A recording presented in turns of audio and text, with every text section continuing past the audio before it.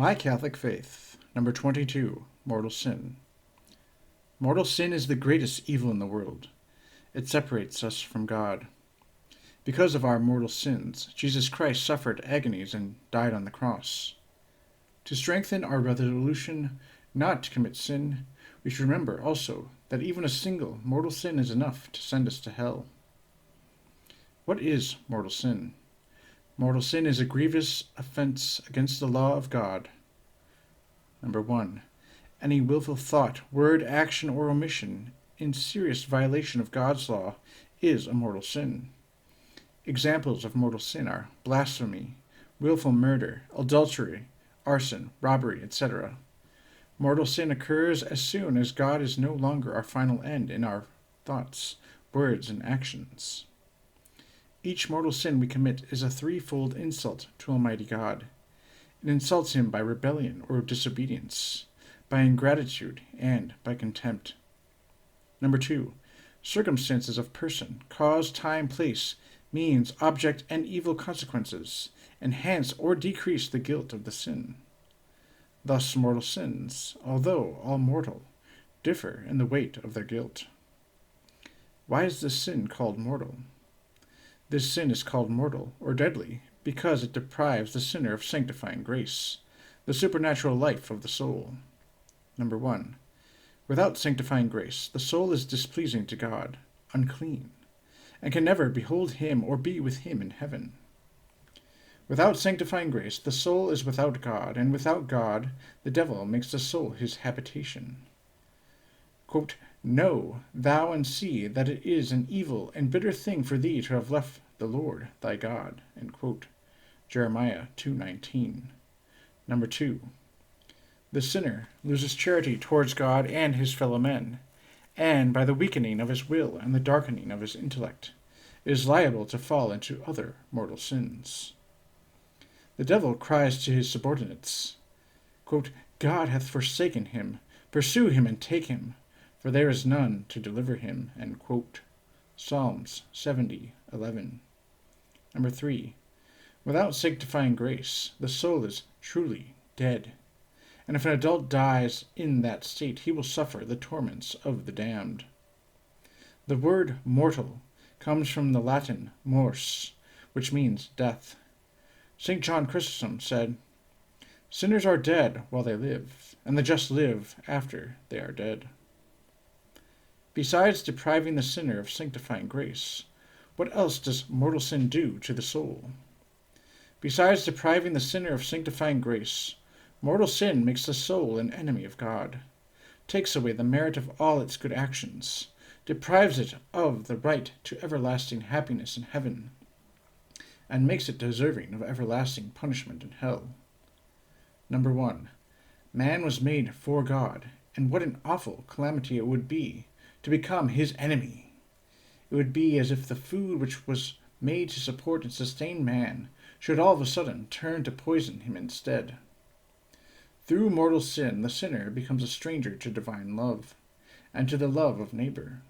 His heart turns cold because he has put out the flame of charity by grave sin.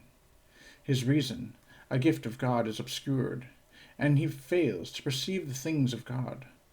Thus, a sinner, the more he sins, becomes more insensitive to evil. His will is finally so weakened that all conscience is lost, and he falls into greater and greater sins more and more easily. Quote, "Adulterers, do you not know that the friendship of this world is enmity with God? Therefore, whoever wishes to be a friend of this world becomes an enemy of God." End quote. James 4:4. Number 2. During all the time that the sinner remains in mortal sin, all his good works do not help him to heaven. He earns no merits until he gives up his state of mortal sin. As the Apostle says, "If I give my body to be burned and have not charity, I am nothing." One who falls into mortal sin may be compared to a merchant coming to his home port laden with all kinds of treasures collected from abroad, upon which he has spent years of labor and incalculable wealth. Just as he enters the harbor, his ship is torpedoed, and he saves nothing for all his trouble. In a similar manner, one who dies in mortal sin gains nothing, however numerous the good works he may in life have performed. Number 3. However numerous the merits previously earned by the sinner, however many his good works, if he dies with only one mortal sin on his soul, he goes to hell forever. Is this not something to be feared? Is it because mortal sin presupposes a hatred of God? Let us be reasonable men, and consider the utter folly of selling our birthright, God and heaven, for the mess of pottage that is sin and its effects. Quote, Then he will say to those on his left hand, Depart from me, accursed ones, into the everlasting fire. Matthew 25:41. What 3 things are necessary to make a sin mortal? To make a sin mortal, these 3 things are necessary. First, the thought, desire, word, action, or omission must be seriously wrong or considered seriously wrong. The matter must be grave, something very important. A slight act of vanity or impatience is not serious matter, but murder is. Things seriously evil are known to be such from sacred scripture, tradition, the teachings of the Church, or from their nature. Second, the sinner must be mindful of the serious wrong. He must have full knowledge and reflection or attention, and know that what he does is grievous. The person must know the malice and evil of what he is doing. A man who steals a precious diamond ring in the belief that it is glass has not full knowledge. A man who throws a lighted match thoughtlessly aside may throw it into a gasoline tank and cause an explosion, but he has not full attention. Quote, For I formerly was a blasphemer, a persecutor, and a bitter adversary. But I obtained the mercy of God because I acted ignorantly in unbelief. 1 Timothy 1:13. Third, the sinner must fully consent to it. He must do it of his own free will, saying deliberately, I will do this. When one realizing what he is doing still freely does it, he gives the matter deliberate consent. Therefore infants and idiots cannot commit mortal sin. They cannot fully realize what they do. Is mortal sin a great evil? Mortal sin is a great evil, the greatest evil in the world. A greater evil than disease, poverty, or war, because it separates us from God. Quote, But they that commit sin and iniquity are enemies to their own soul. Job 12:10. Number 1. It is a rebellion against and contempt of God, the blackest ingratitude towards him.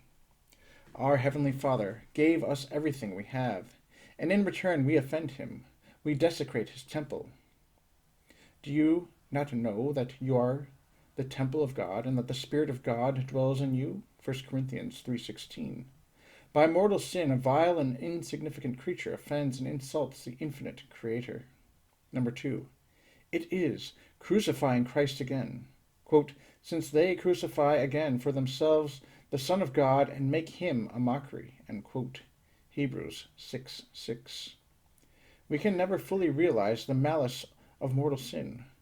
We can get a small idea of it by remembering that God sent his own beloved Son to suffer untold agonies, to save us from its consequences. Number 3.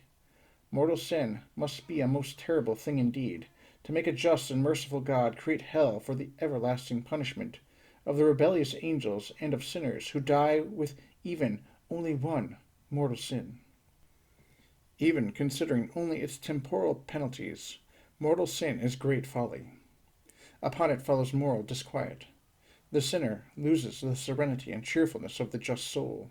Quote, The wicked are like the raging sea that cannot rest. Isaiah 57:20.